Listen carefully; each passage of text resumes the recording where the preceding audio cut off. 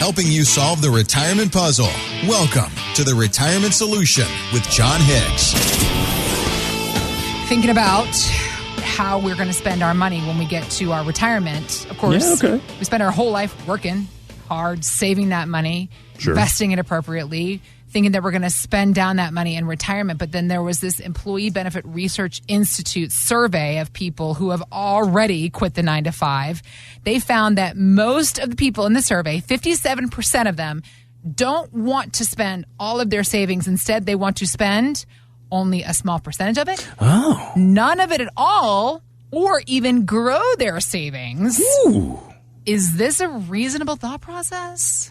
Well, I'll be honest with you. I've actually seen this happen a lot over the last 23 years of me doing. Yeah, because it's a conditioning thing. Okay. You know, so once you are working and you're putting money away, by the way, good savers are always good savers. It's hard for someone that has said, John, I'm going to put away 20% of my income every year, man. Yeah. I'm going to max this out. Can I do Roth conversions? Can I do this? It is so hard for those people when they have that wiring to then all of a sudden retire and start watching their nest egg deplete a little bit.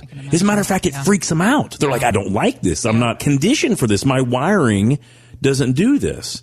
And the reason that we explore this, and it's so interesting, I did not know the number was that high. And from this survey, almost 60% of people, 57% of people said, no, I don't want to spend that $1 million that I've saved.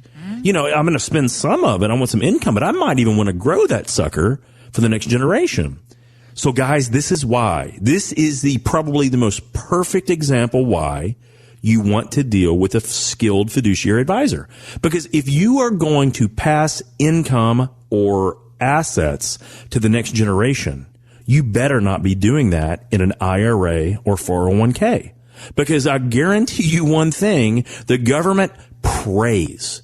They hope that that's what you're planning on doing. And let's go back a little bit in time on why I'm saying this. In 2016, at the time presidential hopeful said she knew how she was going to solve the national debt problem. Now, this person did not win the presidency, but what she said was, I know how we're going to do it. We're going to take all of those assets in those tax-deferred accounts, 401ks, IRAs, 403bs, tax-sheltered annuities. And what we're going to do, we're going to, if the owner of that account and their spouse are gone, we're going to tax the remaining amount at 67%. That's what we're going to do. And if we do that, we're going to pay off our national debt. Now, some of you out there knew exactly who I'm talking about. Now, that person did not win the presidency. It was Trump instead. But when you look back at it, they already have their eye on that prize. And if you decide, like you're like 57% of Americans, at least in the survey, and you want to grow that money so you can pass on to the next generation, guys, you need a gifting strategy. You need a wealth transfer strategy. You need a tax avoidance strategy, because the one thing I'm so fearful of, can you imagine if you sacrificed? You didn't spend the money you could have spent. As a matter of fact, that you wanted to keep growing that money, and then the flippin' government ends up with 70% of it? To me, there is no more sickening feeling in my stomach than thinking that would be a potential reality. And so we can do better than that, but we have to have strategies and plans around it. As a matter of fact, if someone says that to me, if someone says, you know, John, I can probably live off of only 10% of what I've saved. Fabulous. So if that's the case, then let's work on a plan so that other 90% of what you saved can not only absolutely grow, but go completely tax-free to the next generation. That is so important. That is being a good steward of your money and also accomplishing exactly what you want to accomplish. And no, it has nothing to do with stocks, bonds, mutual funds, ETFs, annuities, insurance. It has nothing to do with any of that. You can do it with all of those things, but there is typically a system of transfer where you need to get the money from that tax-deferred or tax-leaned bucket to other buckets. That's all it simply means.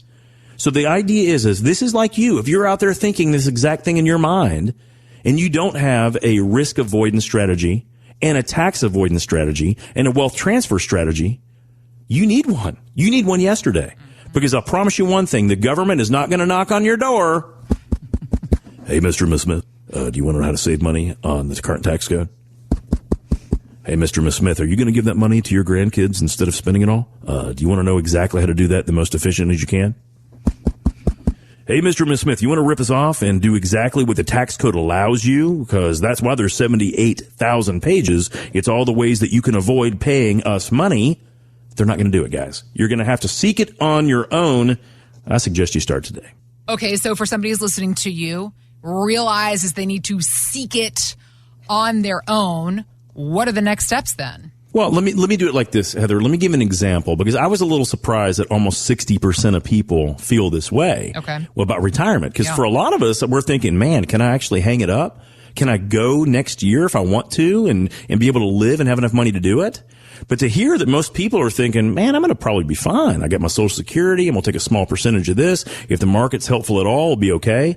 But let me give you an example of someone that I met with, I don't know, it's probably a couple months ago now. Okay. But there was someone that came in with the exact same issue. As a matter of fact, they were just now stopping to work, 71 years of age. They saved about $1.8 million, a tremendous amount of money. Mm-hmm. And here's what they said. I've got a pension, John. I'm going to have Social Security. I just turned on last year. And I realized I'm going to make about as much in retirement as I was making when I was working. That's the whole reason I'm hanging it up. I got some stuff that I want to do, but I got $1.8 million and I'm nervous about taxation, but I really want this to grow for my heirs. And so we discussed a few different things. We discussed, okay, if you did need access to the money, what do you think you would really want to do with it? And their whole point was, well, if we need to, redo some stuff around the house, if the wife wants that, I want to make sure we have that kind of money. Mm-hmm. And if we need a car craps out, we want to make sure we have money for that. But we should take care of that with income.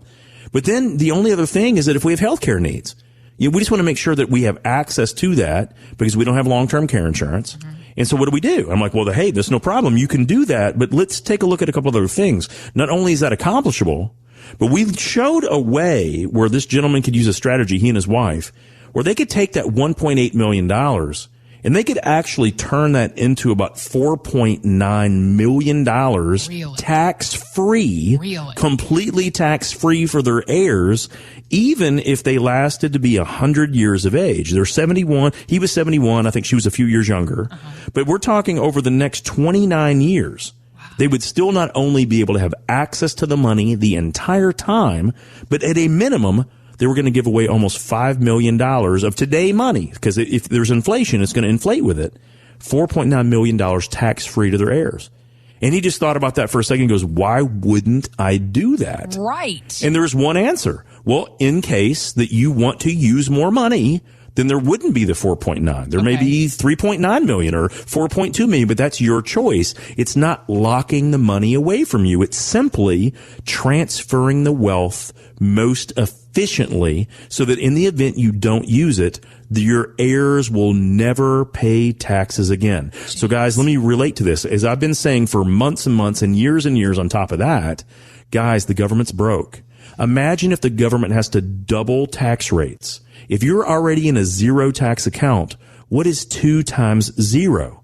Guys, it's still 0. What if they have to triple tax rates? 3 times 0 is still 0. So if you want to be a good steward of your money and you do think, I don't think I'm going to spend all this, get the right plans in place. Because just like this gentleman, he's going to more than double the amount of money he currently has, tax-free to his heirs.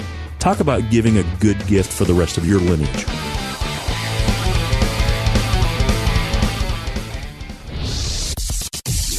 Have questions for John? Drop us an email at retirementsolutionradio.com. J. Hagan Capital Inc. is not licensed in all 50 states. To find out if Integrity Financial Planning Inc. is licensed in your state, please call 502-690-5635. J. Hagan Capital Inc. is not affiliated with nor endorsed by the Social Security Administration or any other government agency and does not provide legal or tax advice. Annuity guarantees rely solely on the financial strength and claims paying ability of the issuing insurance company. By contacting us, you may be provided with information about insurance and annuity products offered through John Hicks, NPN number 2293473.